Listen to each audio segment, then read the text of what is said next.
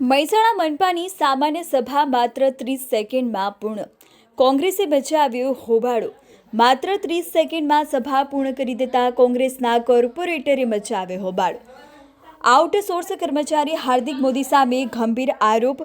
Mike બંધ કરી દેતા કોંગ્રેસના સભ્યોએ મુખ્ય ગંભીર આરોપ. ભાજપને વિકાસમાં કોઈ રસ નહીંનો લાગ્યો આરોપ. વિપક્ષ નેતાએ કહ્યું, આવી સભા મેં લાઈફમાં પહેલીવાર જોઈ. અમે ગેરરીતિ મામલે પ્રશ્ન ન પૂછીએ તે માટે ભાગી ગયા. મહેસાણા મનપાની સામાન્ય સભા માત્ર 30 સેકન્ડમાં પૂર્ણ. કોંગ્રેસે મચાવી હોબાળો. માત્ર 30 સેકન્ડમાં સભા પૂર્ણ કરી દેતા કોંગ્રેસના કોર્પોરેટરે મચાવ્યું હોબાળો. આઉટસોર્સ કર્મચારી હાર્દિક મોદી સામે ગંભીર આરોપ. માઇક બંધ કરી દેતા કોંગ્રેસના સભ્યોએ મુખ્ય ગંભીર આરોપ. ભાજપને વિકાસમાં કોઈ રસ નહીં લગાવ્યાનો આરોપ. વિપક્ષ નેતાએ કહ્યું, આવી સભા મેં લાઈફમાં પહેલીવાર જોઈ. અમે ગેરરીતિ મામલે પ્રશ્ન ન પૂછીએ તે માટે ભાગી ગયા.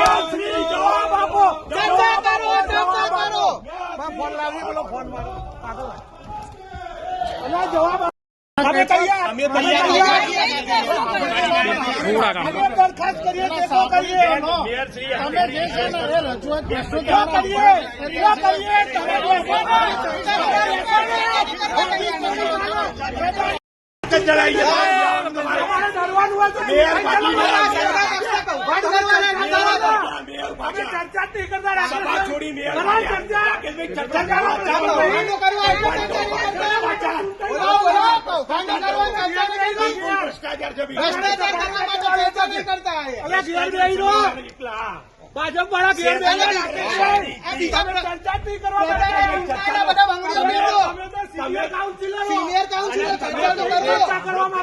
તમે પોતે જ કૌભાંડી અરજી આપી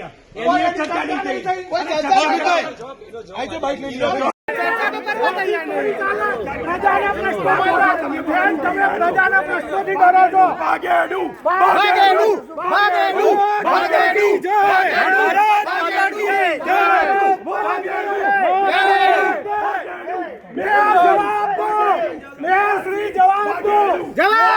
જવાબ આપો.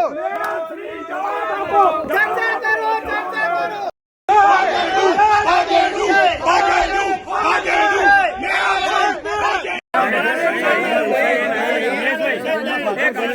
તો બોલો ને,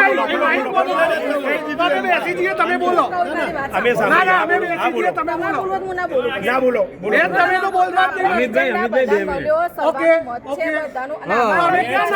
ચર્ચા તો એક ચર્ચાની વાત કરો.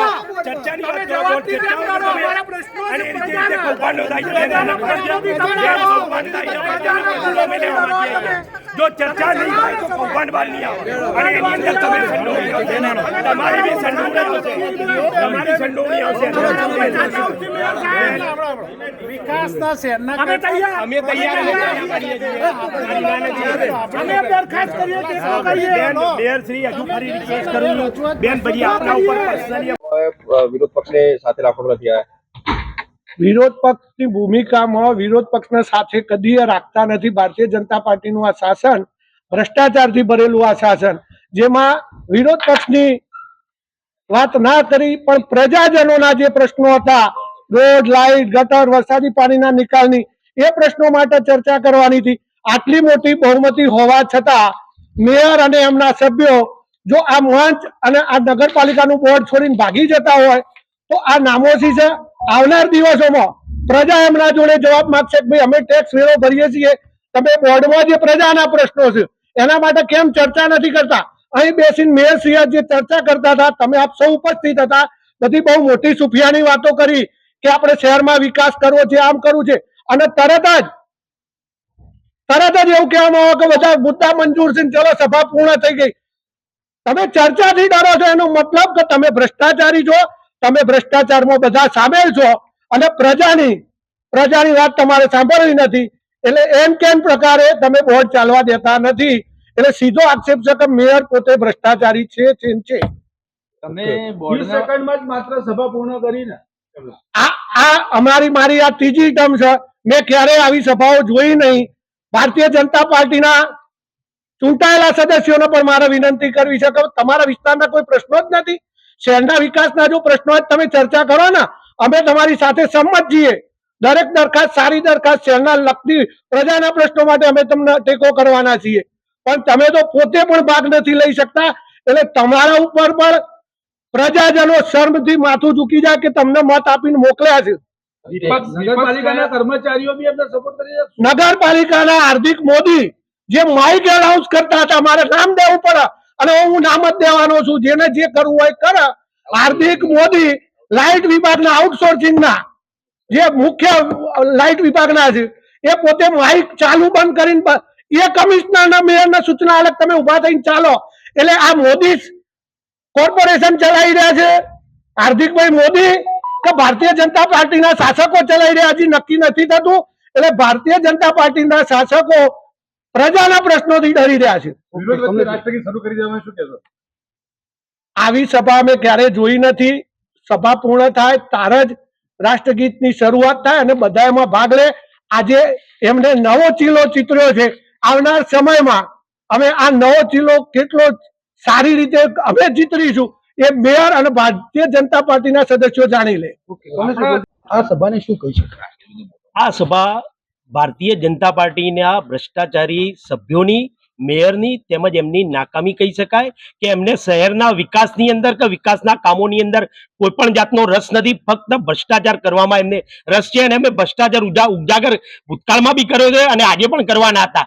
એટલે આરે મેયર શ્રી તેમજ એમની ટીમ તેમજ અધિકારીઓ અહીંયાથી ભાગી ગયા છે. કયો ભ્રષ્ટાચાર તમે ઉજાગર કરવા? અમે ભ્રષ્ટાચાર, ઘણા બધા ભ્રષ્ટાચાર થયેલા છે કે મહેસાણાની અંદર TP4 ની અંદર જે ગેરકાયદેસર રીતે અંદર ત્યાં આગળ દબાણ કરવામાં આવેલા છે, એ વિશે ભૂતકાળમાં બી અમે એક પત્ર લખેલ છે, તેમજ આજની સભામાં કોર્પોરેશનની કલમ 44 અન્વયે અમે પ્રશ્ન પણ પૂછેલો છે 27/7/2026. એ આ પ્રશ્નોના જવાબો ન આપવા પડે, કારણ કે ભાડું કયો કર્મચારી ઉઘરાવે છે કે કયો અધિકારી કે કયો ભાજપનો પદાધિકારી ઉઘરાવે છે એ ઉજાગર ન થાય એના માટે